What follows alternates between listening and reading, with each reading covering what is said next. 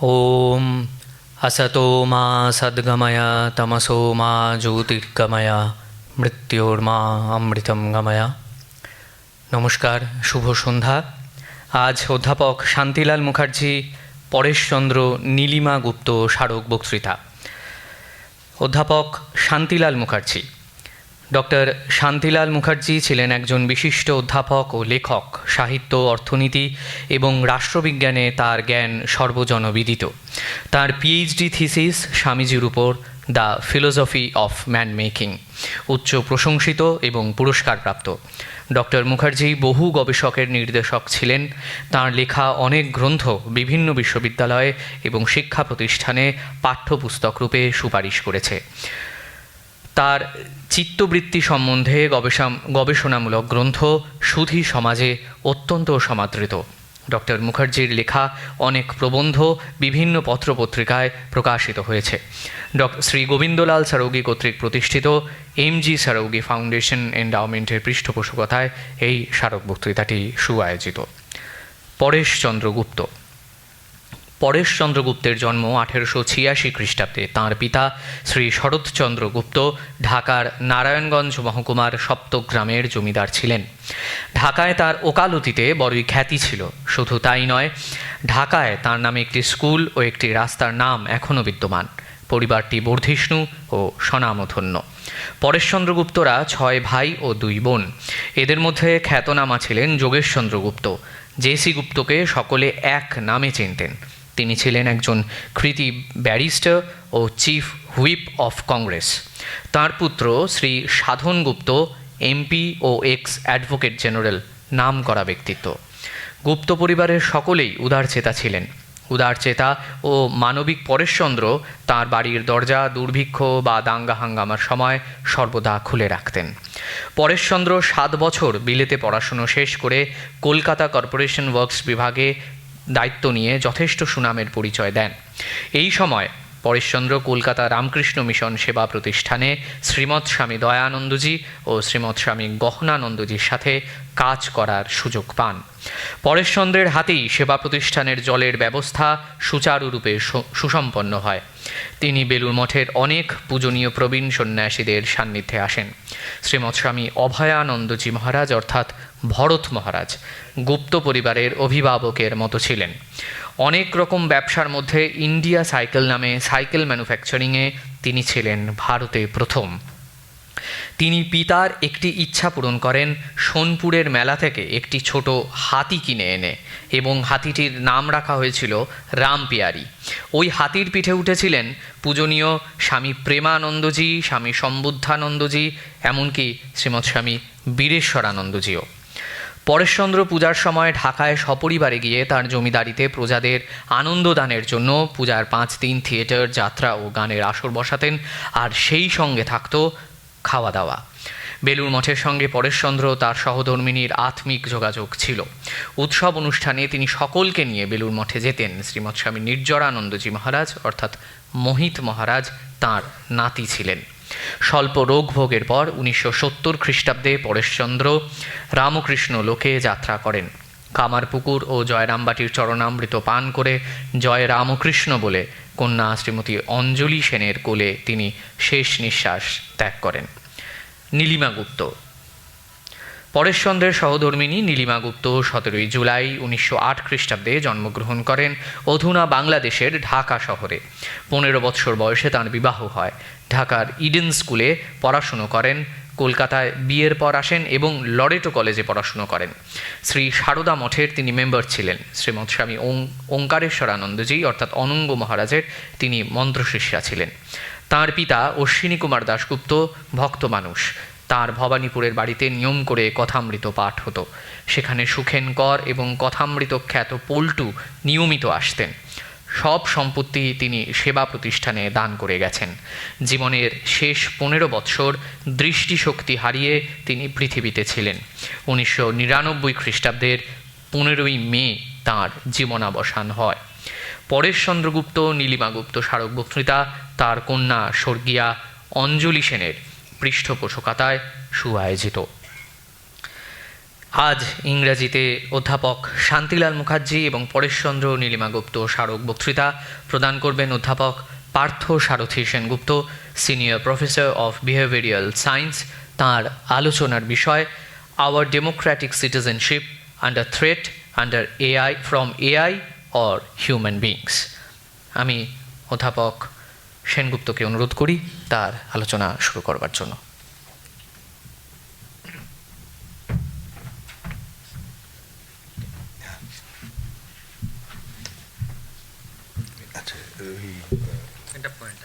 পয়েন্টারটা কোন? ওকে, ঠিক আছে।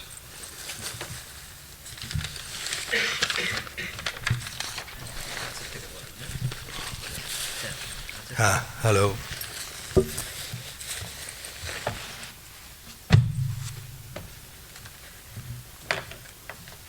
ও,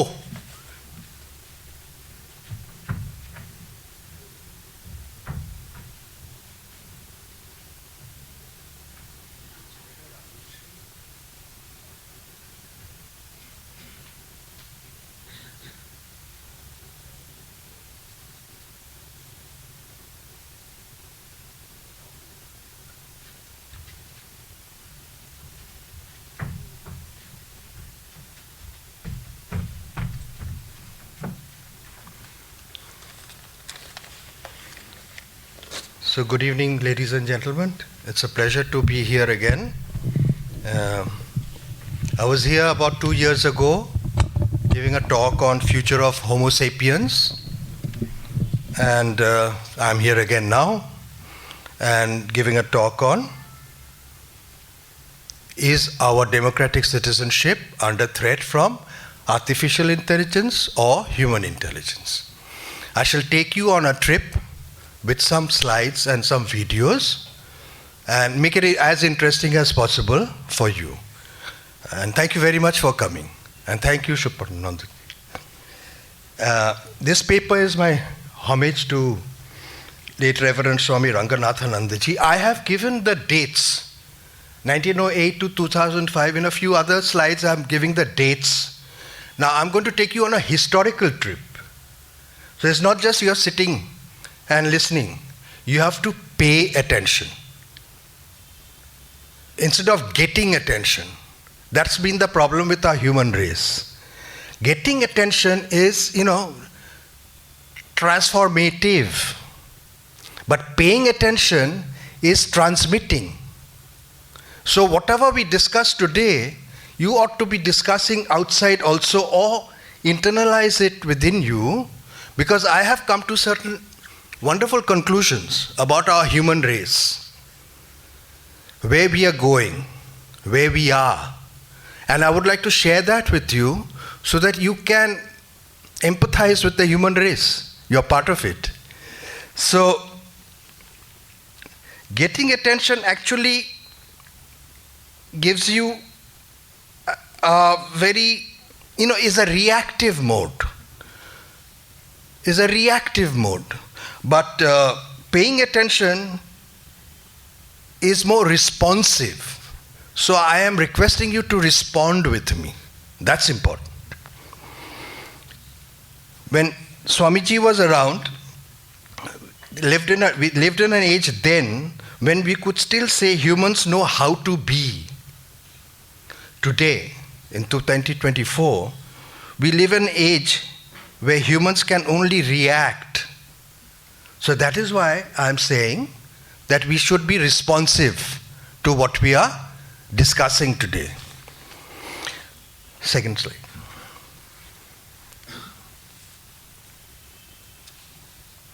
Take a little time regarding, I've got to communicate with him and all.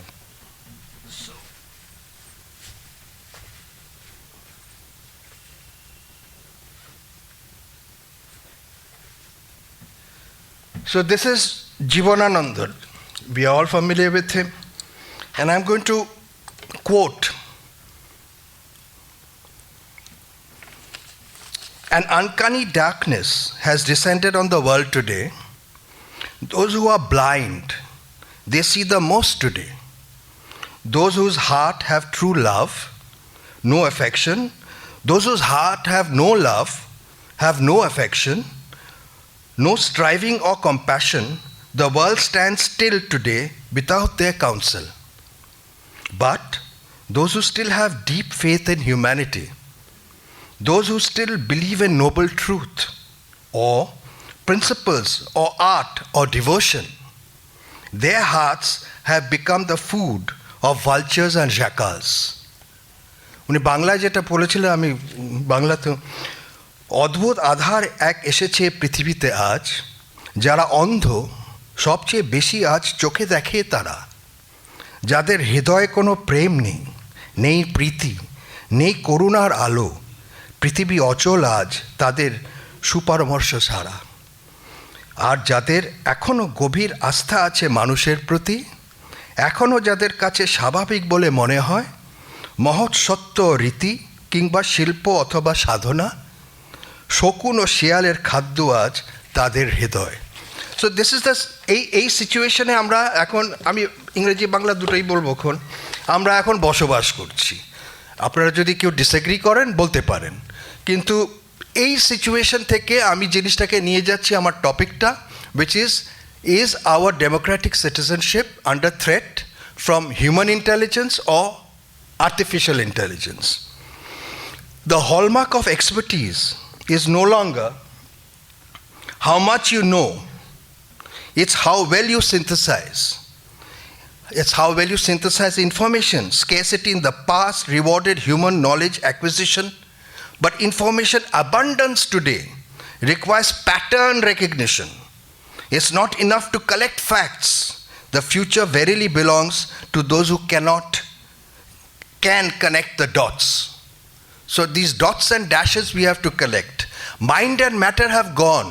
We don't live in that age anymore. We live in an age of waves and particles. Science has taken us in that direction. And that is where artificial intelligence is taking us. Is human intelligence at par with artificial intelligence? Intellectualizing that issue is a different one. But practically, I am sort of confirmed myself that that is not the issue. We are way behind. There is a huge gap in our psychological and chronological ages. Each individual has two types of age. One is chronological, if I'm 50, okay. But psychological, most of them, you'll see, they are 35, 30, their behavior. So this gap analysis is very important as we move on. You are also observing what I'm saying.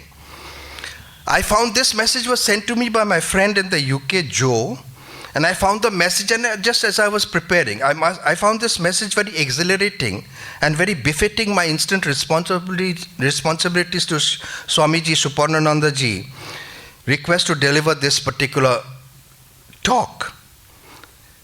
To my audience, all young and seniors, ladies and gentlemen, I salute you for having lived within your respective bounded rationalities, as I have, with purpose and on purpose, the way we have, and also taken your valuable time to be here.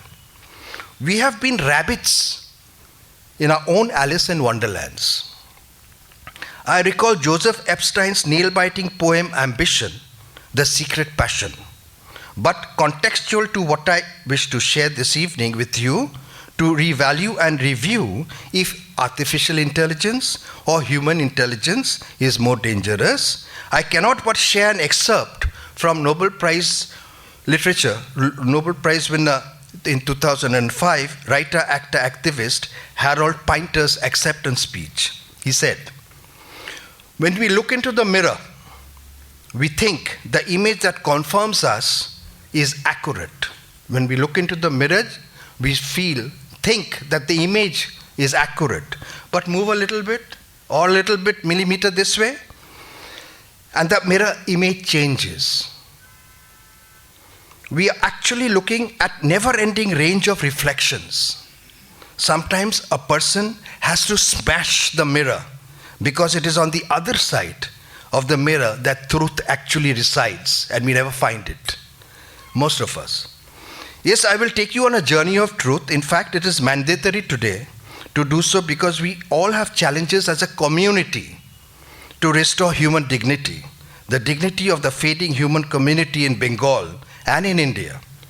In that very small space that can still be opened and may still have a ray of hope for pattern recognition and connecting the dots, I shall weave my own patterns and own designs in a dignified manner with few slides and videos to make you answer the question posed by me: is artificial intelligence or human intelligence the real, more dangerous? What I will do is I will discuss the nature of democratic citizenship and the nature of the environment, instincts, and human behavior to make us Homo sapiens what we are across decades and centuries. So I'm talking in historical terms, because cell biologists and neuroscientists have discovered many other things which we were not taught before, and I will discuss that with you.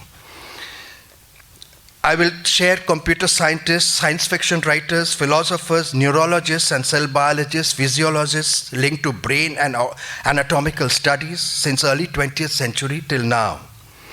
I will discuss how the current environmental approaches are detrimentally impacting the demographic trends, pattern of behavior, how we tackle the brute forces and those of reasons. And I will discuss Dr. Abhijit Banerjee's perspectives of the future of this world as we move on. Abhijit Banerjee, you are aware of, he's the economics Nobel laureate. What is the strength, weakness, opportunities, and threats of artificial intelligence? And I will discuss within that small space of dark matter between our two eyes, can we return to our respective communities, relations, friends, and general, share possibilities of integrating ourselves, our behaviors, to better cater to the community needs, as Ramakrishna Mission is trying to do. Transactions, as I said, are never transmissions. We need to revalue and understand what is human being. Why are human children most vulnerable and fragile than any other animal bundles of joy? Many mothers here will be appreciating what I am saying. We take such a long gestation time to understand the world, the environment, understanding it very little or some more, owing to external environmental impacts and influences. Psychologists have observed a sustained gap in our psychological and chronological ages over long stretches. This is primarily due to a capitulation to the environment and cognitive immaturity. To be fair, with the exception of Elon Musk, whose mom complained of all her children, he took the longest time to pick into the world because he had a real big head. He sure does. We are born naturally small. Like Elon, we all have grown bit by bit with muscle stretches and bone growths. The fact is there is no external help as we grow up. We unconsciously paid attention in physically transforming, but mentally, that gross and subtle energy. As we developed cognitive awareness, our physical transformation slowly veered towards transactional modes, getting attention. This accelerates in our current durable and advertising nurtured society. The practical life message that most of us ignore is the manufacturer of our body is not outside, is within us, is inside us. The subtle gross energy. The system that the governing classes have created since 1947, even beyond in other countries, but 1947 in particular, is that our students, we have not been nurtured to identify ourselves with that gross subtle energy that we possess, which is our hidden, which is our higher brains. The practical life message that most of us ignore is the manufacturer of the bodies inside us, and we have to create that passage within us to move forward or backward, and how. There is no connect with God. The connect of all life long is just with our etheric body, where resides the higher brain. You are the jury, you are the judge, no one else. You have to align with your body's source of creation. The challenge of artificial intelligence is precisely with our higher brains. And our higher brains are not working. It's working for Elon Musk. It's working for those Nobel Prize winners in physiology and physics. But it's not working for us. Our leaders are not making us work that way. And I will show you how. I will share with you why. There is also no miracle in life. Everything is a cause and effect, causal. And this is how the unknown soldier, Abraham Lincoln, Mao Zedong, Winston Churchill, Queen Elizabeth, Narendra Modi, and even our Mamata Banerjee and you and me, we're making our choices between right and wrong, fair and unfair, good and bad, just and unjust, every day. This is the way we have to best align in order to perish or survive on Mother Earth, which is spinning marvelously and in harmony with the universe. We grow healthier by paying attention. This growing up physically and mentally is an interconnected transmission process or transformational. Most of us remain on transaction modes throughout our lives and not transformational. We lack harmony. That's how communities are disintegrating. That's why our families have disintegrated. There is, however, a strange pathos in this process. Even nature must be awestruck that even after over 200,000 years, the dinosaurs went extinct 165,000 years ago. Thereafter, dismal failures of Homo sapiens in successfully rising to the intrinsic challenge of being born free with higher brains has not been realized. We are supposedly the most intelligent animals on planet Earth, but actually we are the cruelest and the stupidest. We have lost our freedom by denying others theirs. Sadly, larger members of our species are on transaction, instinctive type mode, getting attention. The ambience created around us in our education, health, environment, and social media have continuously since 1947 been churning out thousands of technology job-driven transaction types impacting supply and demand curves. The Mr. and Mrs. Know-alls who do not know, they know nothing. And because as humans we yearn for but never achieve authentic fraternity, fraternity is brotherhood, we all become square pegs in round holes in administrative, bureaucratic, academic, so to speak. We mindlessly doubt existence and divinity, saying these are irrelevant. We become atheists. The problem of divinity was settled in the West and in the East by two persons. One was Darwin and the other was Vivekananda. The problem of the infernal demonic was resolved in two different ways in the West and in India. Darwin lived from 1809 to 1882 and Swami Vivekananda lived from 1863 to 1902. Darwin said there is no room for spirituality and divinity. Everything is mechanical biology that keeps on evolving under algorithmic revolutionary accelerations. The church opposed him tooth and nail to no avail. But the Western scientists, they listened. Who were these Western scientists in his time? Those guys who created steam engines, those guys who created the roads, macadams, those guys who created the spinning mills, etc., in the industrial revolutions. Given our post-1947 imposed deviation from our rich heritage and inputs on Vivekananda and Aurobindo, who spurred so many young freedom fighters' sacrifice for our independence, modern Indians have been made to forget Vivekananda. Forget Vivekananda's explanation of evolution, etc., etc. I was here about 2-3 years ago or 4 years ago when a monk on this stadium, he mentioned that Ranganathanandaji, when the first volume of Discovery of India came after 47, I believe, Ranganathanandaji noticed Nehru had only given one small paragraph to Vivekananda. He went all the way to Delhi and castigated him for that. Only one small paragraph on Vivekananda. So what I'm trying to say is that divinity involutes matter, Swami Vivekananda says. Divinity involutes matter. And thus matter and energy have evolved with time and space. Evolution always launches into recursive modes of self-improvement. Ray Kurzweil, we'll come to him later, Ray Kurzweil is right. Evolution works through indirection, creating a capability, then uses that capability to evolve to the next stage. This is the recursive mode Vivekananda has explained, and we do not remember.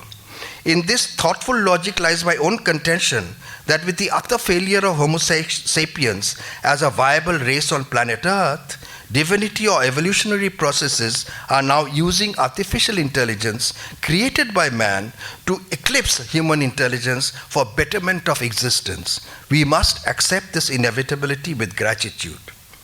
My inference here is we are now an unstoppable decomposing biological intelligence. We are very nonsensical and certainly not as sacred as our churches, mosques and temples would like us to be. We are fundamentally irrelevant to natural order.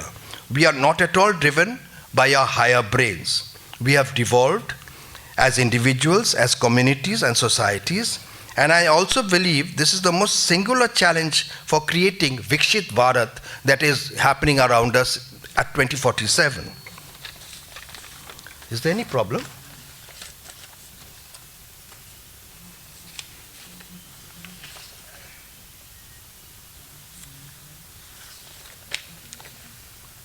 So I'll continue and they will fix up, no problem. So my next topic is democratic citizenship. Here is a small case study I'm giving you. In the 6th century AD, Vratahari was an Indian philosopher, poet and ruler of Ujjain, Malwa region. In his Niti Shataka, explained by Swami Ranganathanandaji in his Enlightened Citizenship and Our Democracy book, 4 categories of citizens he had identified in the 6th century AD. One was Satya Purushas, good citizens who sacrifice own self-interests and work primarily for others' welfare, like Ratan Tata, Sikhs, Buddhists, Hindu, Muslims, Christian, monks. The other second category was Samanyas, good citizens who also work for people's welfare, but without sacrificing their own self-interests, law-abiding folks like you and me. Manava Rakshasas, demons, among men who destroy other people's welfare in order to gain their family, their group, self-interests, politicians, comprador classes. Lumpen elements. In 6th century AD, he categorized lumpen elements. Those who destroy other people's welfare even without gaining anything for themselves.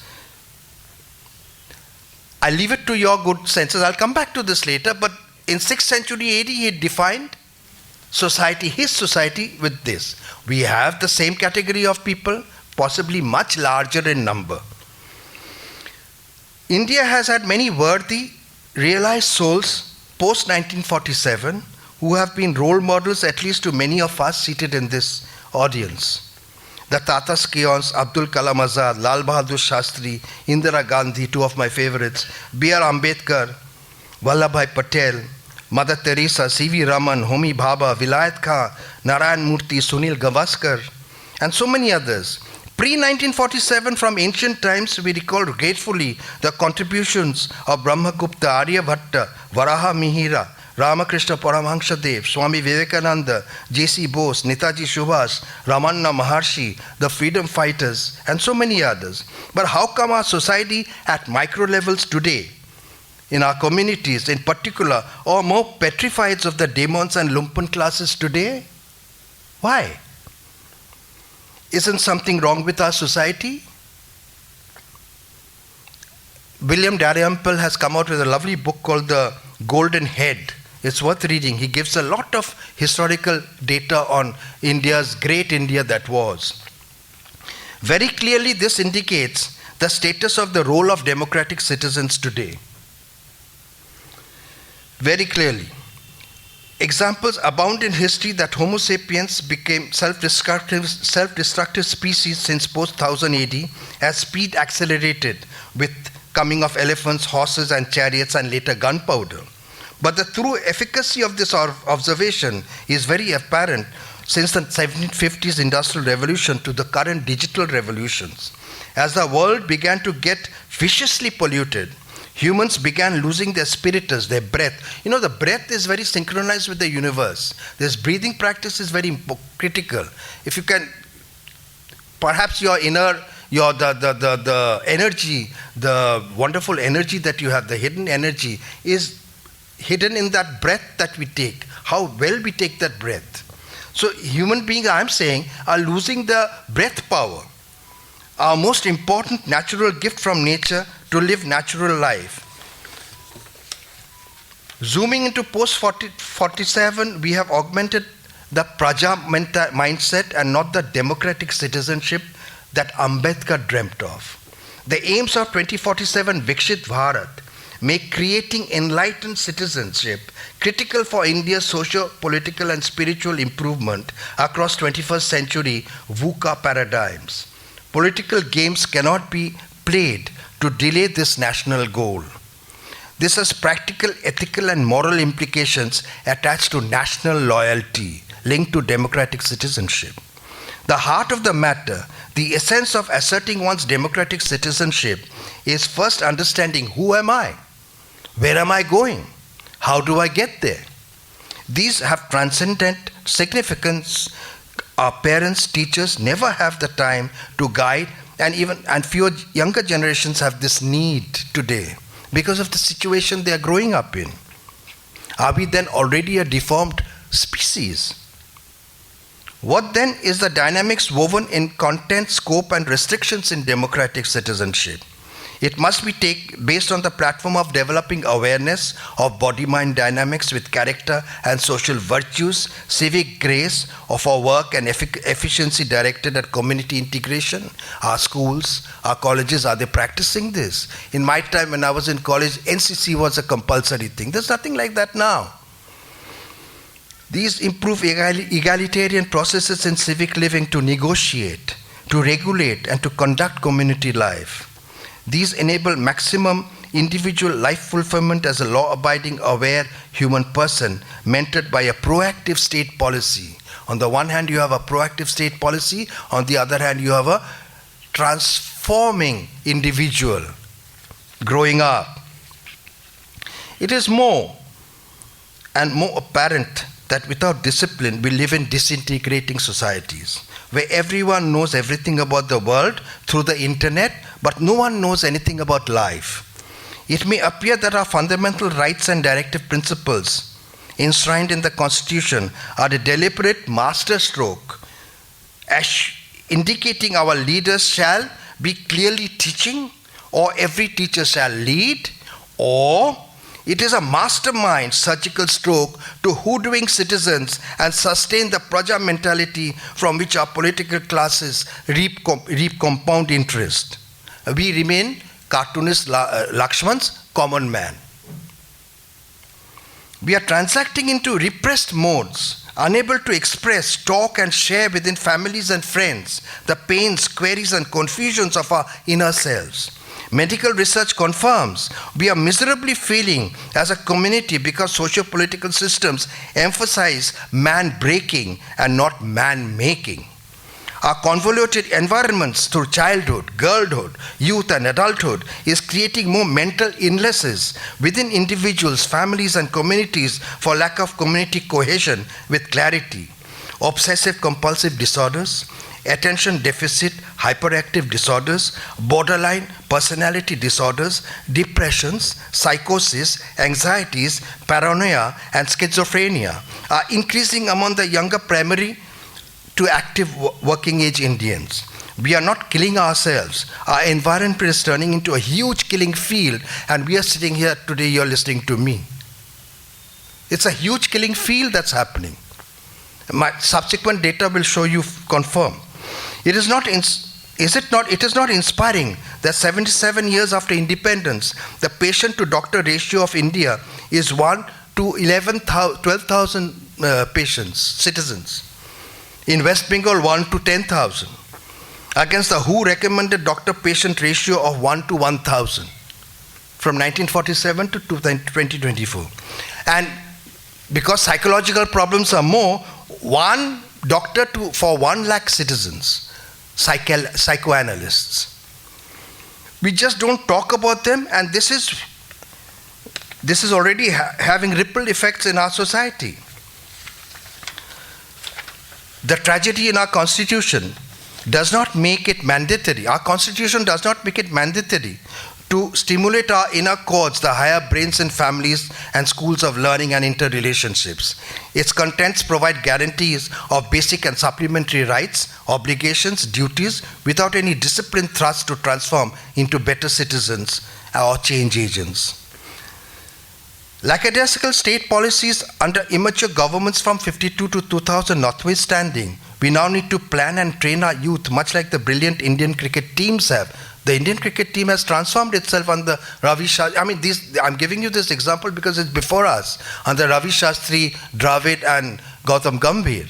1 or 2 losses is okay, but when you watch them on the field, it's a discipline, it's a teamwork. That's the way it should be. That's the way us youth should be talking, interacting. That is not happening. Which goes to show that with discipline, with regulation, our boys can do it, our girls can do it, but there's nobody to guide them. On a serious note, exaggerated and abnormal behaviors curbing democratic citizenship rights have been on display in India from times immemorial. The Zamindars of Bengal are a case study. In early 17th, 18th, 19th centuries, they married their house cats, throwing big parties where wining and dining were bountiful. Conspicuous consumptions and streaks of such rituals prevail even today, albeit under different strokes. In an article by economist Nobel laureate Dr. Abhijit Banerjee, I even read of plucky Bengali Zamindar's den, insisting on deflowering every new bride in their landed property. I'm quite sure those days we must have had different forms of threat cultures. In 2024, we are witnessing different tsunamis in erosion of public trust, of deflowering of the concept of democratic citizenship. So therefore, AI is an invincible force. Human intelligence is a degenerative force. To attain robust state institutions and human creativity, we must have a community-centric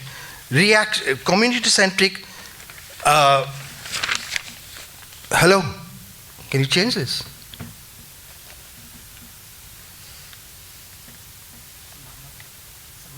Where are you going? No. Come here. 6 o'clock.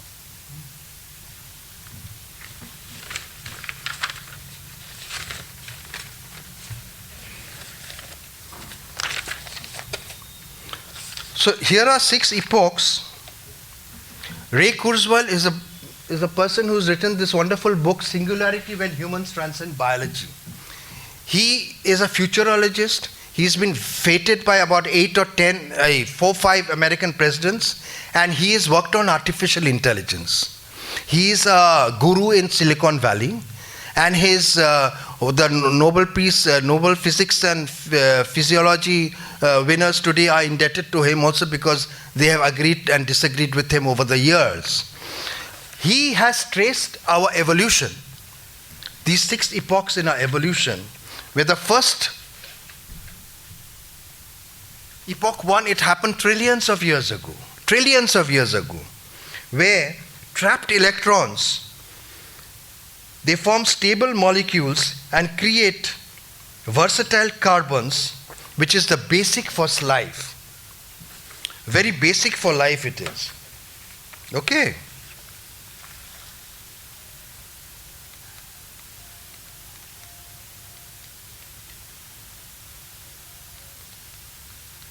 Okay, so the first one.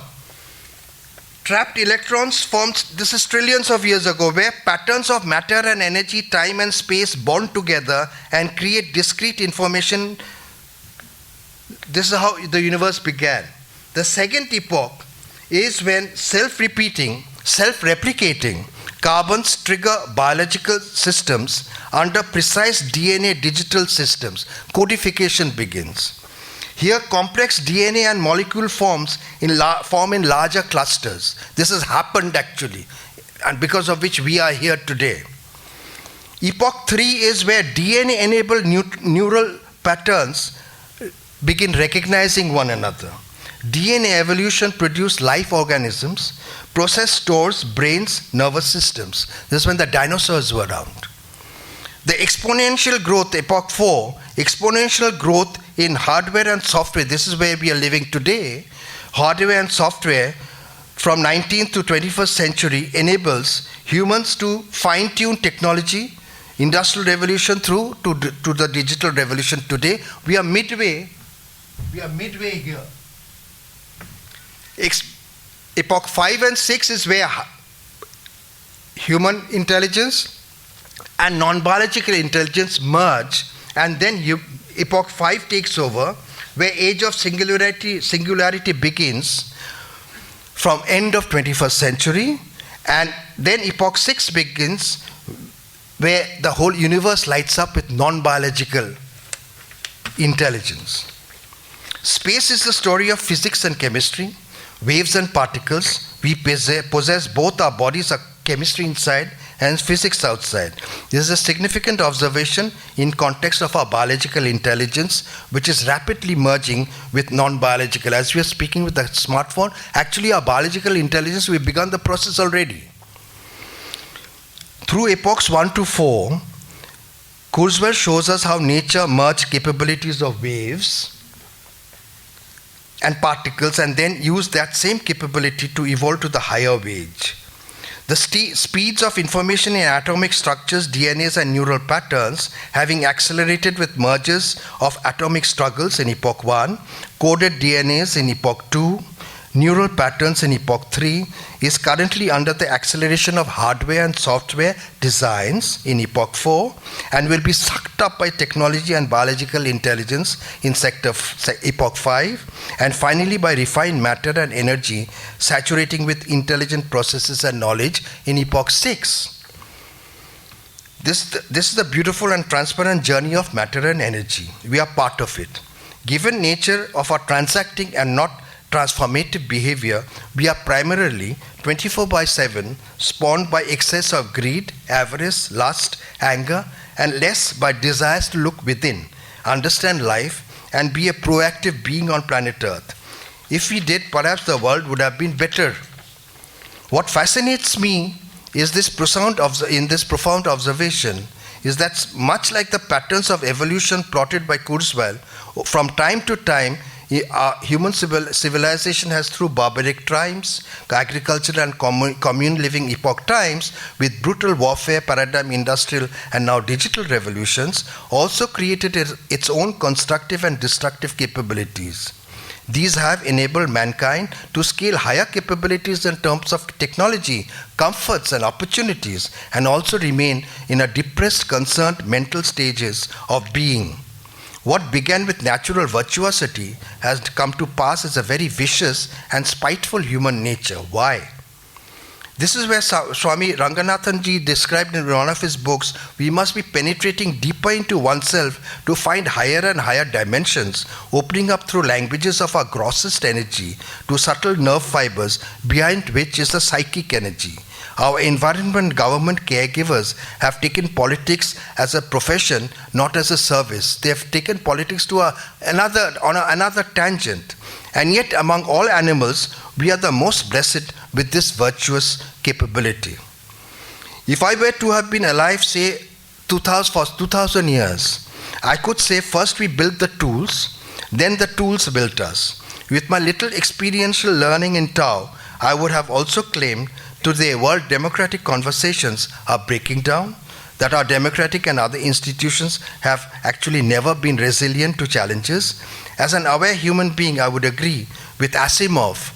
As the first transhuman intelligence is created, as is being created now, it is launching itself into a recursive self-improvement modes, a very fundamental discontinuity, the likes of which is now unpredictable, is happening around us. Mankind is in its most challenging existential crises today.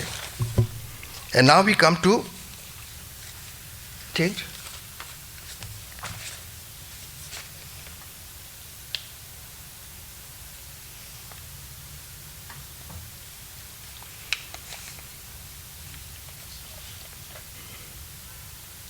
What's happening?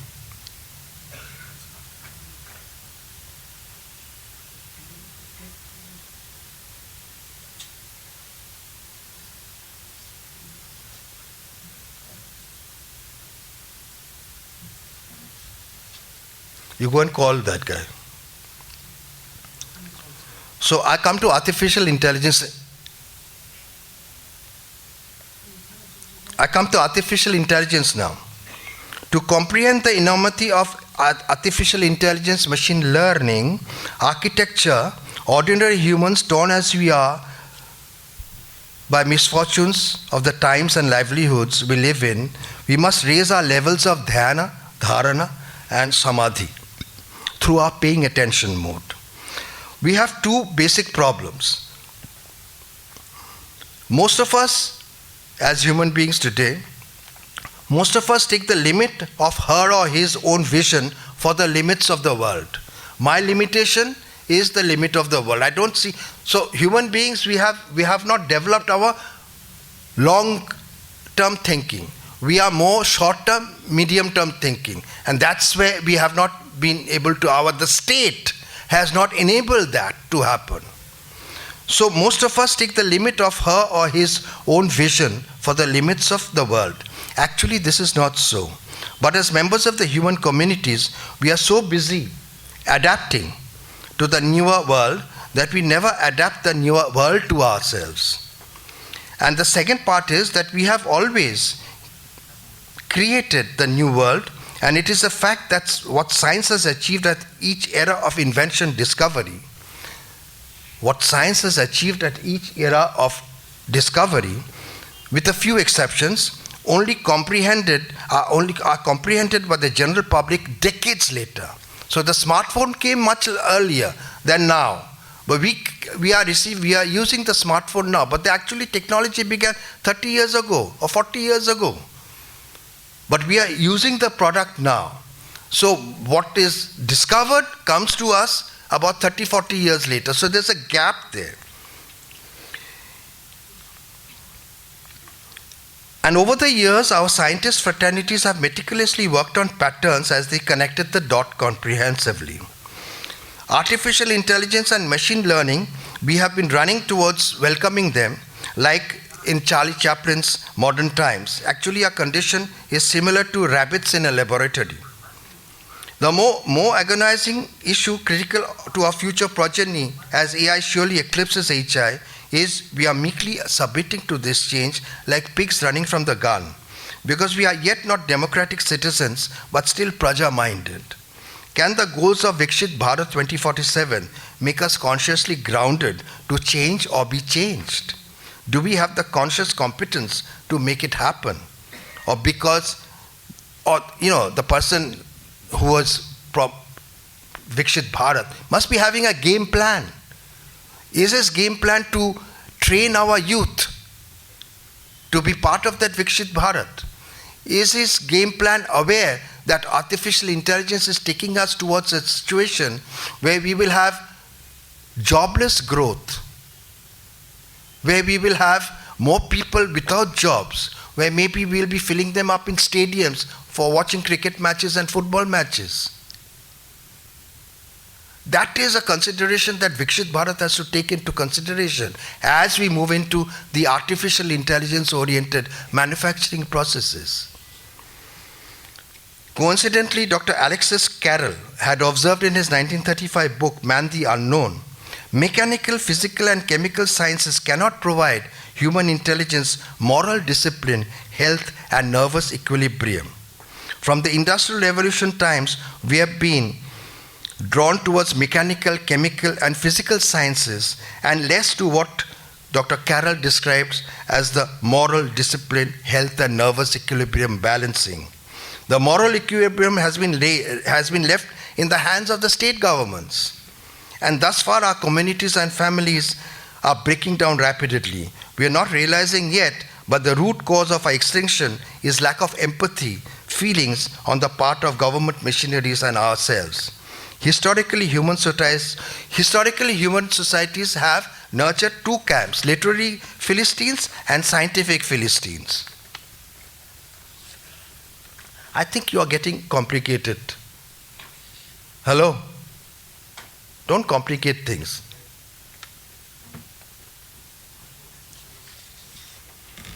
The literary Philistines cannot control power but will not understand. the negative impact of technology on the lives and living of communities they constitutionally serve. The scientific Philistines clearly understand science and AI ML technology as stability, but remain insensitive to the disintegrating human values. So there's a difference between the literary Philistines and the scientific Philistines in terms of empathy and understanding each other's situation. The brain is a world consisting of a number of unexplored continents and great stretches of unknown territory. This Santiago Ramon Cajal, Nobel Prize in Physiology 1906, had said this. Brain investigations began long ago. What it is today began about 100 years ahead, behind us.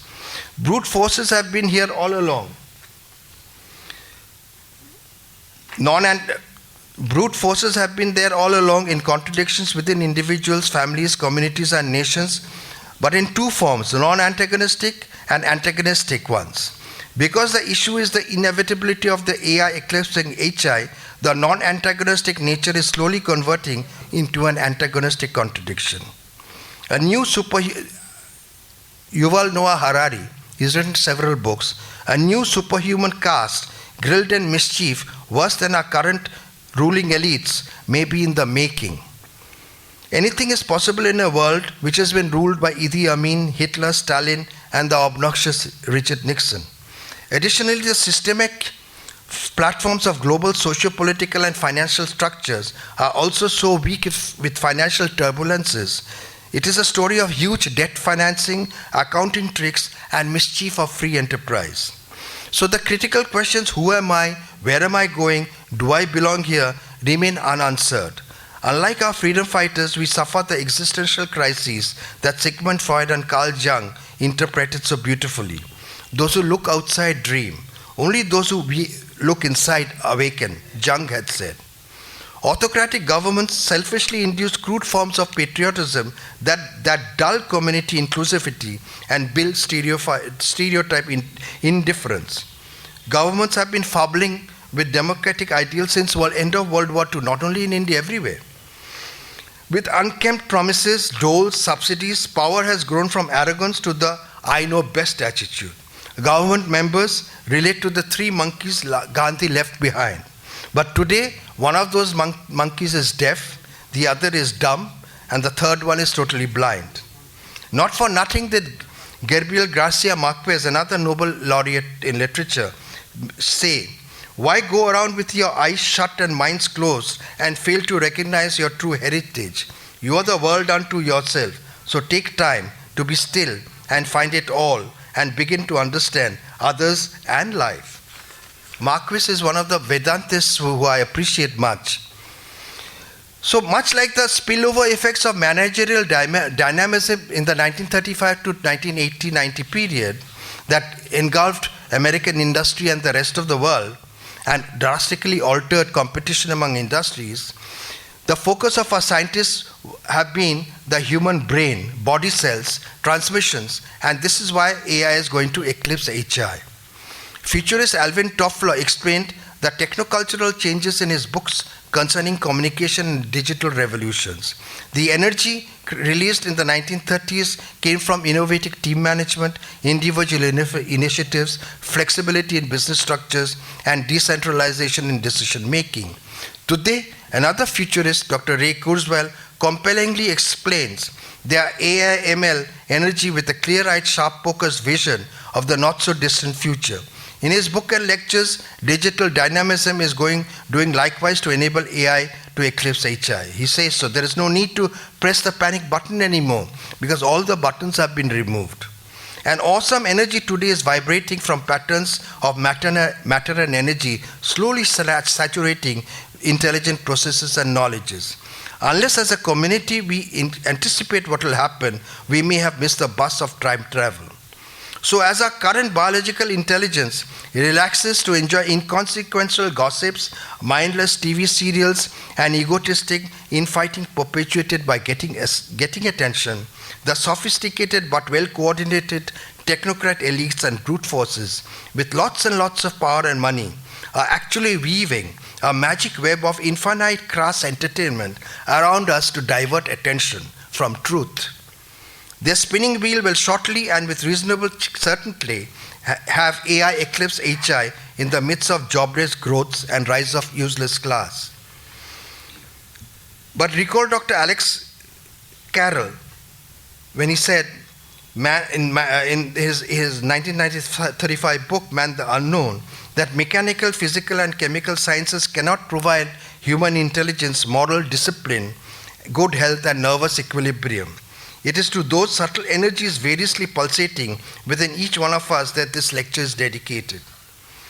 The 2028 Los Angeles Olympics is going to be entirely artificial intelligence driven.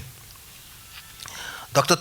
Thomas Bach, the president of the Indian Olympic Association, said so in Bombay in November 23 with Narendra Modi and everybody sitting around. It's not going to be driven by human beings at all. Human beings will be there, spectators, and enjoy the immersive experience. And Dr. Bach had said that that will be another, it right now is an opportunity for humans to understand change or be changed.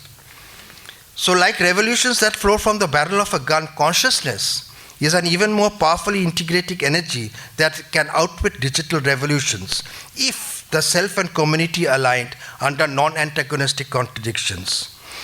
So what did Professor Geoffrey Hinton do in University of Toronto? Artificial intelligence will alter our microscopic mechanisms in our bodies and behavior, save us from diseases to extend life and reach our escape velocity to extend life indefinitely. The 2024 nuclear Nobel Prize for Physics went to Geoffrey Hinton. He began experimenting with human neural networking for languages and understanding way back in 2012.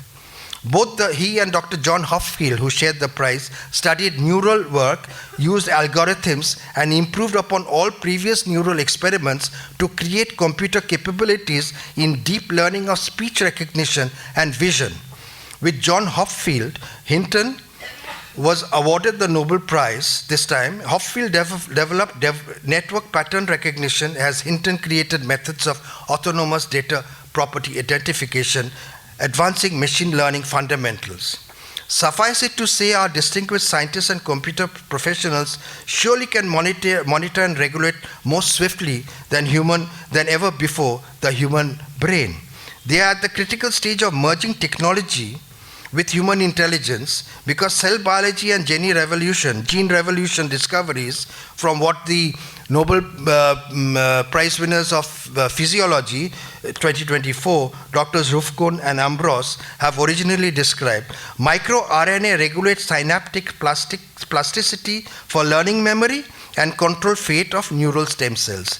The fusion of the two fundamental researches are the AI augmentation. This implies that the race has distinct possibilities of having apps connect with brain, neocortex, thinking, and computer. Electronic pulsations shall enter the brain, neural links are already functional on disabled, dysfunctional body muscles. In anticipation of wider utility, Tesla is now allegedly experimenting with electronic device, crepe bandage type patches to fix irate nerve ailments, nerve dust consisting of tiny wireless sensors inserted into bodies to monitor nerves, muscles, organs, battery, and ultrasound wireless technology are also happening. And the fact of the matter is, there is another serious danger lurking ahead. And what is that? We cannot forget those vultures and jackals Jivananda Das mentioned. Those are the brute forces who are going to control all this. The problem, first, while dismissing Kurzweil as not happening, this one, Geoffrey Hinton says it is very much possible that all this is going to happen. But he and the late Professor Stephen Hawkins warned of brute forces controlling humanity. Hinton, we need to worry about the bad consequences, Hinton had cautioned even as late as November 24. Hinton cautioned again, emphasizing the importance of addressing potential risks associated with artificial intelligence development, falling into the wrong hands. So therefore, we are having contextually, There is a profound observation by Dr. Kurzweil, who said, the rules of our universe and the balance of the physical constants that govern the interaction of basic forces are so exquisitely, delicately, and exactly appropriate for the codification and evolution of information that one wonders how such an extraordinary, unlikely situation came about. Is there a divine hand behind all this? Because the fact is only humans actually connecting the dots. Coincidentally, the Times of India, 6th October 2024, reported California Governor Gavin Newsom signed a new law that aims to protect people's brain from being potentially misused by neurotechnology companies.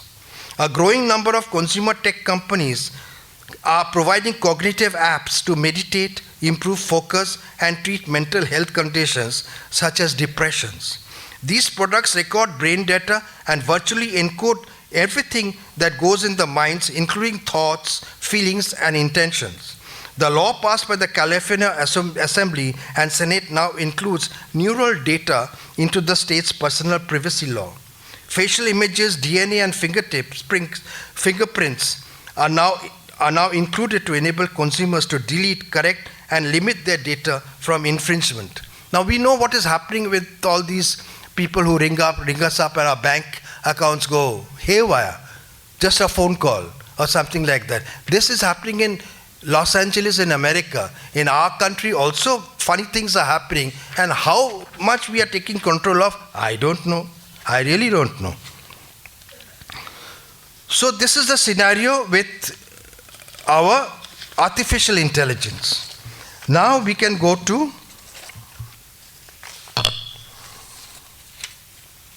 তুমি এক একটা দেখিয়ে যাও. Now I come to the demography aspect. ওই close কর না,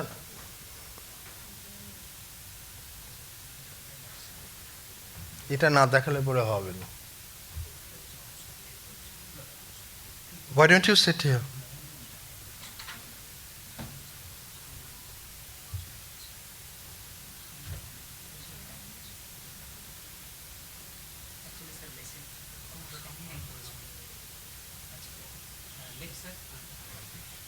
ওই slide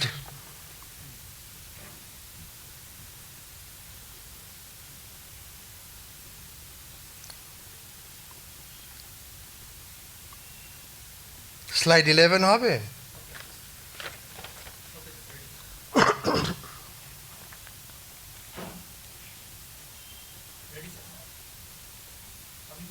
slide 11 করো.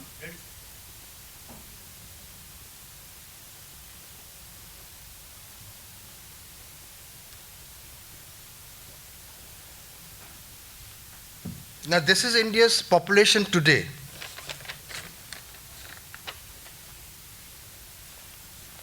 So on the left side is what India's population is right now. The 0 to 14 years is 349 million, which comprises 31% of our population. The 15 to 24, which is the primary age, working age, is 232 million. And the 24 to 54 are 550 million, which is 49%. Now in 2047, this 0 to 14 will become 23 to 31, they'll become 349 million. In 2047, 15 to 24 will become 38 to 47, and they'll become 232 million. And in 2047, the 24 to 54 will become 47 to 77 years old, and they'll become 550 million. 2047 is the target date of Vikshit Bharat, incidentally. So will the 15 to 54 primary age group, 15 to 54, this to this. My question is to you, will the 15 to 54 primary and active working age groups, which is 782 million, 70% of our population, abdicate their democratic citizenship, rights and responsibilities to the state and dump the 350 million 0 to 14 years children to the winds of misfortune? as they have been dumped when they were young? How large a percentage will become lumpens? How large a percentage will become laggards? How many will migrate because migration is a sustained socio-economic activity? How many will contribute directly, indirectly with corruption and become members of the jobless growth? Must not the government of India and the state governments make every effort to ensure the 349 million cater towards improvements and align to mold our demography with the 2047 Vikshit Bharat? To compound matters, it is confirmed by the demographers, economists who study project population growth, that we are having a inverted demographic pyramid in the 2080s, which means by in 2022, India has 47.4 million in the age group above 65 years. In 2100, India will have almost 1 billion in that above 65 age group. That means there won't be any fertility. The fertility rate has reduced from 2.1, which is the normal, to below 1.4 across the world. So there's going to be less population, less people. By 2080, there will be about 4 billion people perhaps on earth, not the 8 billion. And this is not because of artificial intelligence. This is because of natural issues. Our fertility rate, human fertility rate has gone down. It is confirmed. So India will have, in 2022, India has 47.4 million who are above 65 years. In 2100, when we won't be there, but others will be, there will be 96 million, almost 1 billion. In China, there will be 1.58 billion in 2100 who will be above 65 years old. In UK, there will be 1.01 billion. In US, there will be 93.4 billion.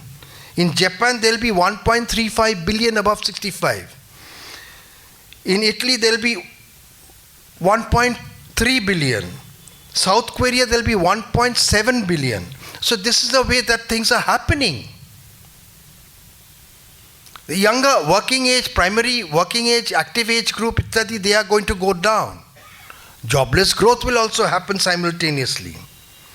This implies that concurrent with primary phases of artificial intelligence eclipsing human intelligence, there will be a downward trend in population growth with precipitous fall in global population. The socio-economic scenario and the political unpreparedness can be imagined. Now, in this scenario, what is the quality of our primary education in India today?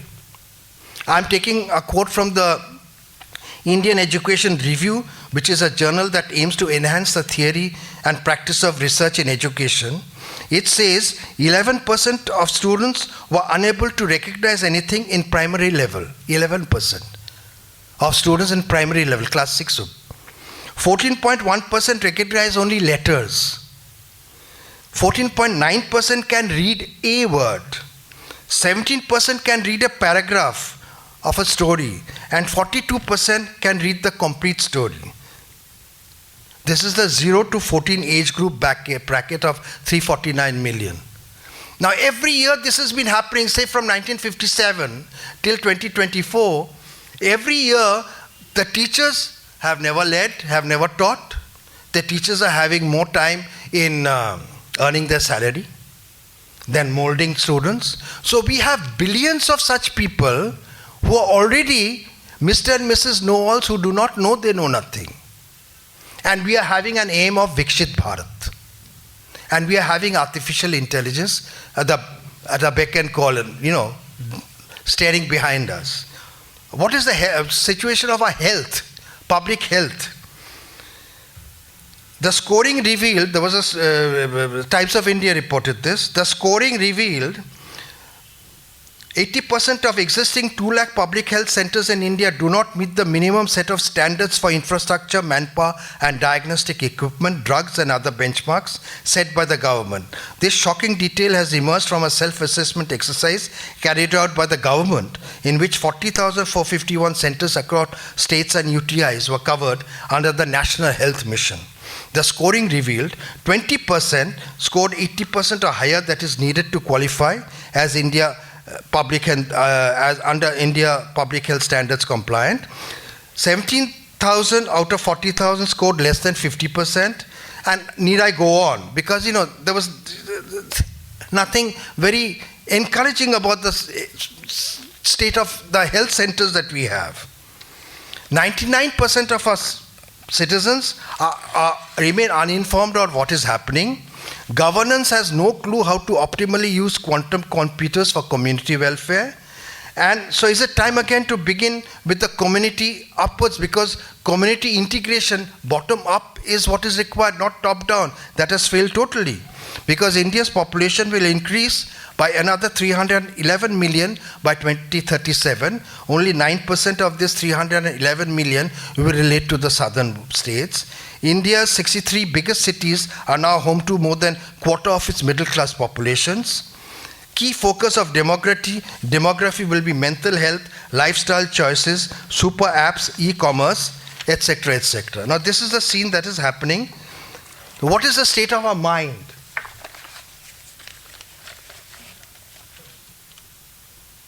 Close this.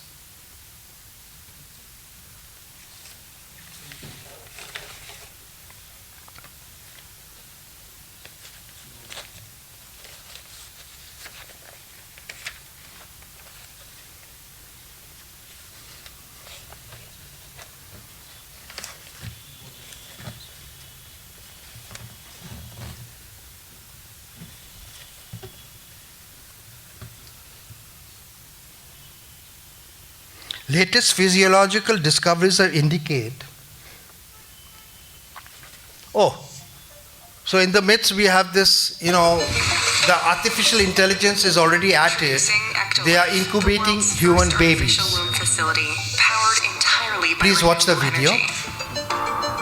Ectolife allows infertile couple to conceive a baby and become the true biological parents of their own offspring. It's a perfect solution for women who had their uterus surgically removed due to cancer or other complications.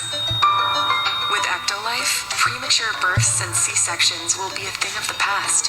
Ectolife is designed to help countries that are suffering from severe population decline, including Japan, Bulgaria, South Korea, and many others. The facility features 75 highly equipped labs. Each state-of-the-art lab can accommodate up to 400 growth pods or artificial wombs. Okay, close it. You got an idea. The exact conditions that exist inside the mother's uterus. Now go to the human mind. Mind. Not this.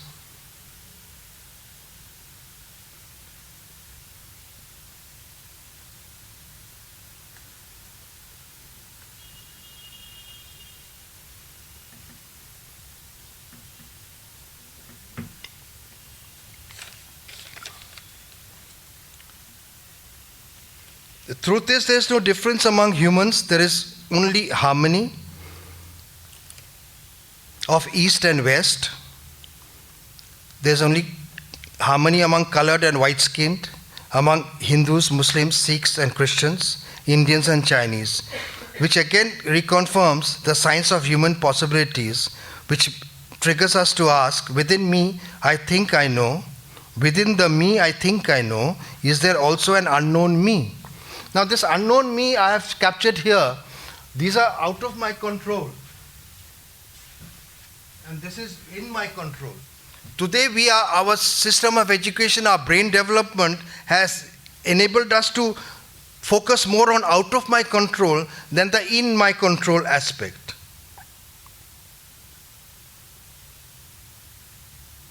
We do not use our higher brains purposefully or because we are manipulated not to use it.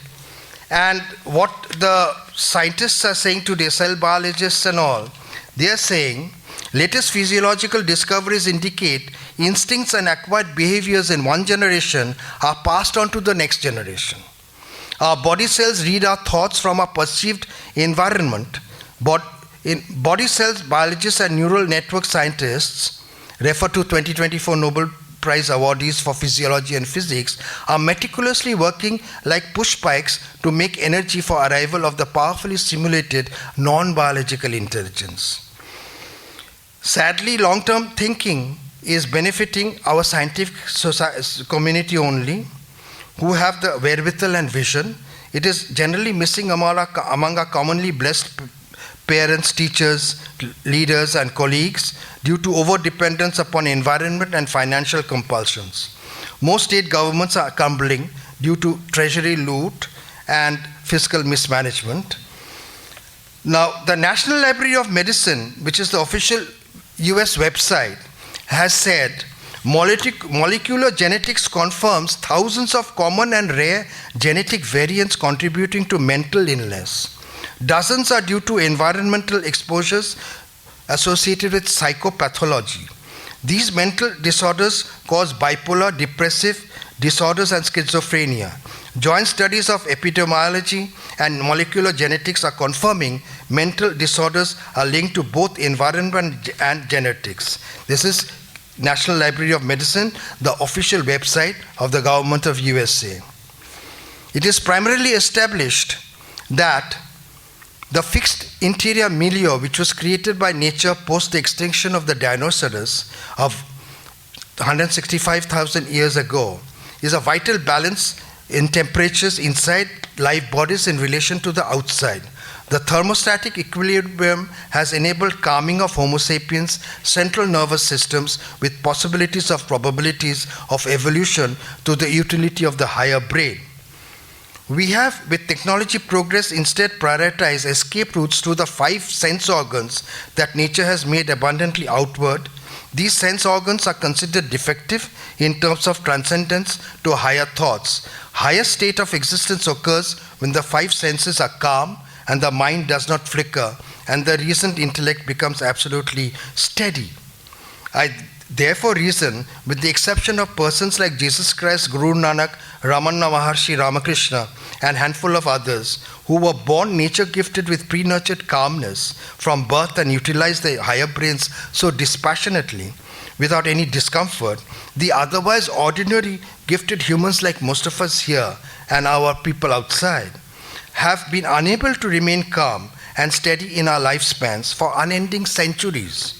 And this has been entirely due to defectiveness, over-utility of the 5 sense organs that trend us, that stalk us lifelong, and are passed on generations to generations as per cell biologists' investigations and researches today.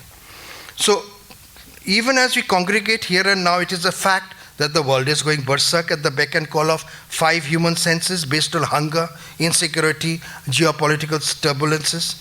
Top to bottom, from the British royal family to the silent crowds living in the slums and busties, individuals falling prey to senses, not at all resilient to inbuilt higher brains, which is their sensitivity. So in the process, what is happening, this is a larger war, but the war is not outside in Ukraine and Gaza. The war is inside ourselves as undeveloped human beings. Because down the lanes of our own history, the brute forces abetted by people like us who are prided to be so-called silent but balanced democratic citizens control the socio-economic means all over. The voices of reason have been stymied and silenced, just as Lady Diana was silenced in her days by the systemic forces. Many say all this artificial intelligence brouhaha is like any other marketing binge by vested interests. Most ordinary world citizens, like the Eleanor Rigby's and Father Mackenzie's and all the lonely children, in one lifetime never realize where they come from or where they truly belong. They have no time to listen to talks on imminent artificial disruptions. At the other extreme, few others like godfather of artificial intelligence, Professor Hinton, late Dr. Stephen Hawking, and even Elon Musk are warning artificial intelligence needs safety measures as it can fall into the wrong hands. The rise of AI will either be the most powerful or most worst thing to happen to humanity. The answer lies in the lack of bottom-up integrated community behaviors that we lack across our societies today.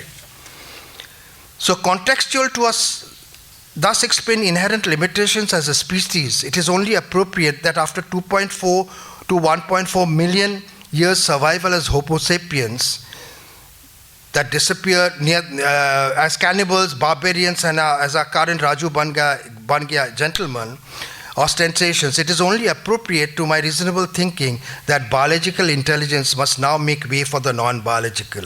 Convincingly, I now wholeheartedly appreciate the reasoning of a capability created through nature's indirection, in fact by a human scientist, that creates another better capability to scale the higher epoch and coolly light up the universe. This human race has been a gross failure, and in its present incarnation is an obnoxious element on Mother Earth, because we are making others extinct, other species go extinct also.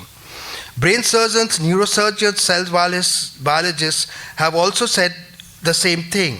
Dealing with DNA's gene regulations, etc., they confirm that traits acquired as a result of environmental influences can be passed on, that such neural coded information have been always transmitted to descendants in ways other than the base sequence DNA. The linings of our blood vessels, its cells, actually change their structures and functions depending on the environment. Thinking patterns generated within our cells possess complete set of cells that are very fluid and responsive to the environment. This is the cycle of life as explained by our scientists. Dr. Radhakrishnan explained our dilemma very aptly. Every scripture has two sides, the temporary and the perishable, and eternal and imperishable. Distinguishing these is the problem of reconciliation of mankind. We need Brahma Vidya, which is metaphysics, and Yoga Shastra, which is ethics, to go to the next capability level and control of artificial intelligence. Alternatively, we stand exposed with our weaknesses and get effaced and eliminated by the dragons, like the dinosaurs was eliminated. So this, ladies and gentlemen, is what I could briefly talk to you about. I'm sorry we had some technical difficulties which sort of made it difficult for me to express myself as I could, but I'm sure you'll forgive that because we are all learning in the process. And thank you very much indeed.